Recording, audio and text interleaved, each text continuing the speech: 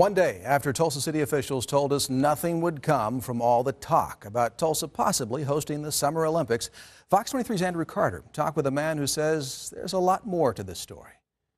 Yesterday, the Tulsa Sports Commission announced that it has not been contacted by the U.S. Olympic Committee nor reached out about a bid for the 2024 Olympics. Now, Fox 23 has been covering this since February, but today I got in contact with a local businessman who's been pushing for this bid, and he says yesterday's press conference was a knee-jerk reaction without enough dialogue. If somebody wants to go through this at the end of the day and say I agree or disagree, I can understand that, but for somebody to say I don't need to see it, I disagree, what does that say? Neil Mavis is a local businessman, but you may know him better as this guy. We don't want to make fun of him.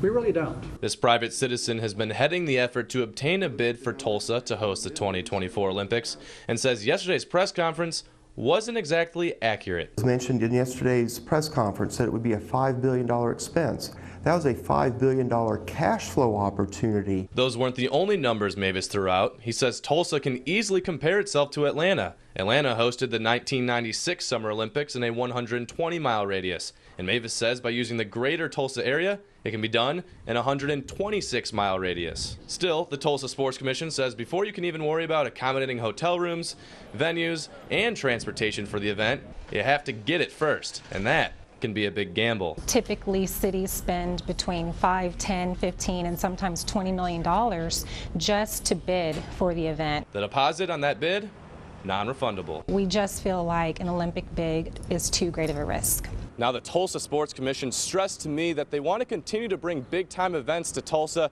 and bring attention to the city, but for now, their sights are set on collegiate athletics, but keeping an open mind on bigger events in the future. Reporting downtown, Andrew Carter, Fox 23 News.